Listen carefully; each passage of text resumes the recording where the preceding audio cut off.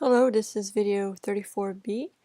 This video I'm going to go over more examples, going over centripetal force problems when the object is undergoing a vertical loop. So let's take a look here. Example 3. Engineers design curves on roads to be segments of circles.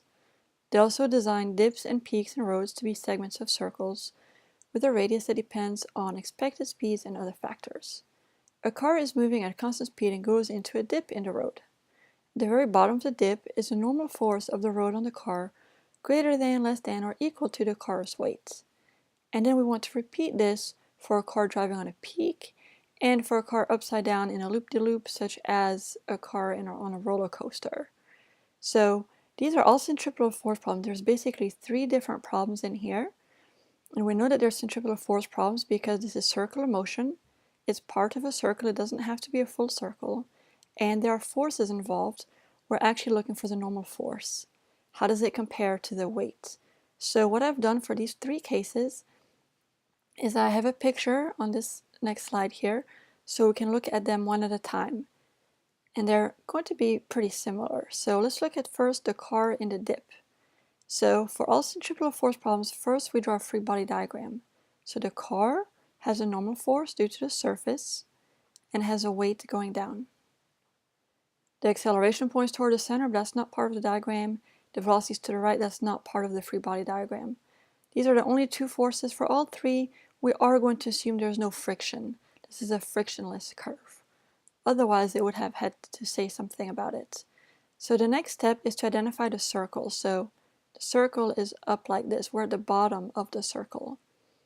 And the reason we want to do this is so that we know which forces are positive or negative. Forces toward the center are positive and away from the center are negative. So normal force is positive and weight is negative. And now we use Newton's second law to sum up the forces equal mv squared over r. And then we sum up the forces that we drew in our diagram, paying attention to the sign. So n is positive minus mg minus the weight, which is negative. That's mv squared over r. Now the question is asking, how does the normal force compare to the weight? So all we have to do is solve for the normal force, which is mv squared over r plus mg.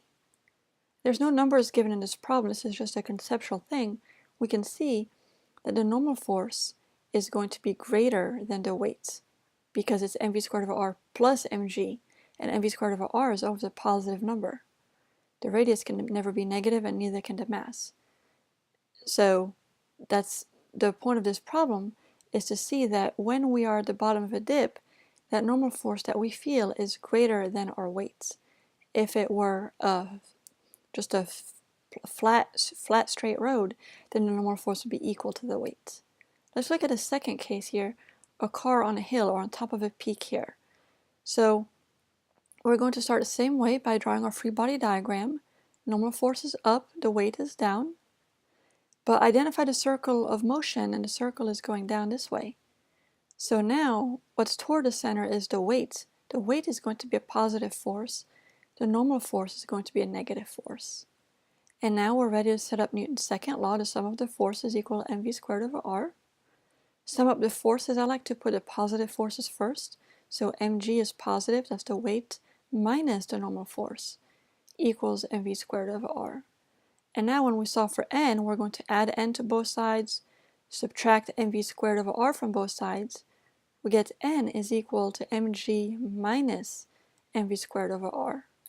So what this tells us is that this time the normal force is less than the weight,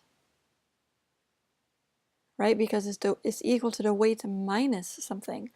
So when you're on top of a hill, you actually feel lighter than your weight. When you're at the bottom of the dip, you feel heavier than your weight. Now let's look at one more when we're upside down in a roller coaster.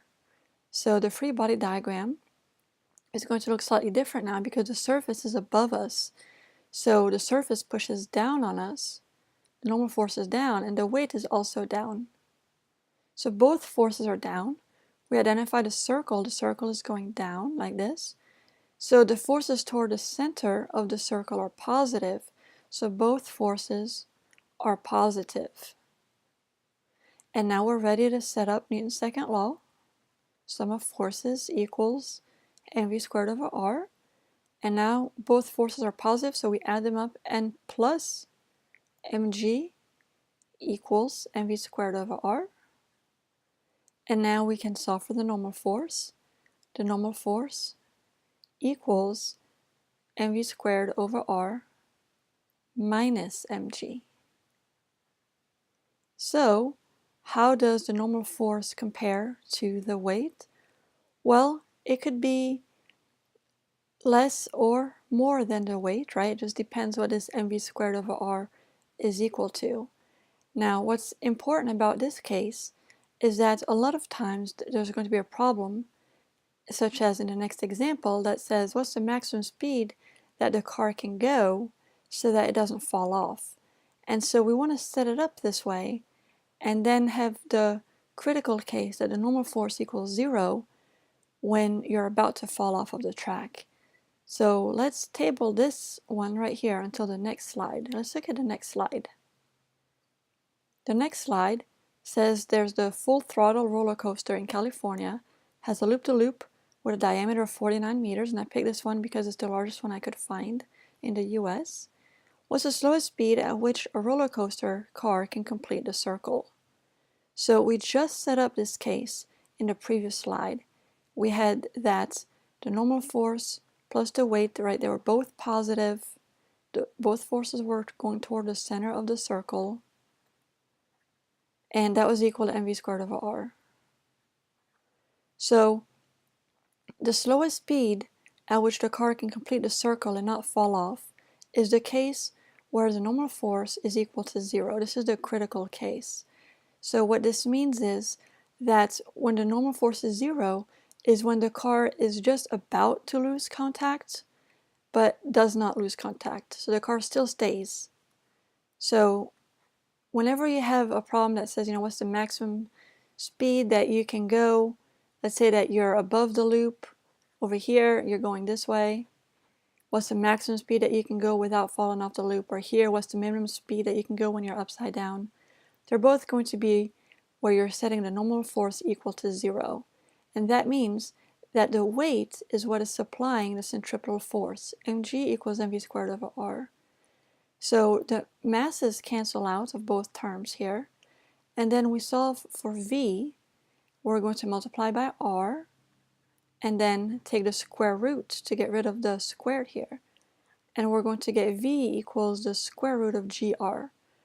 So in this case, the radius, well, the diameter is 49 meters. So that means that the radius is the diameter divided by 2 is 24.5 meters. So we're going to plug that in to get our speed here. The speed is going to be the square root of 9.8 times 24.5. And that's going to give us 15.5 meters per second. That's the critical speed. That's the slowest we can go before falling off. And I converted it to miles per hour just for your reference. That's about 35 miles an hour. And that's about typical of the speeds that you're going on this roller coaster. So just to recap, when you have vertical loops, just as if you have horizontal loops, any kind of centripetal force problem, you want to draw that free body diagram, figure out which way the circle is going, forces toward the center are positive, away from the center are negative, and then you just sum them up, set them equal to mv squared over r.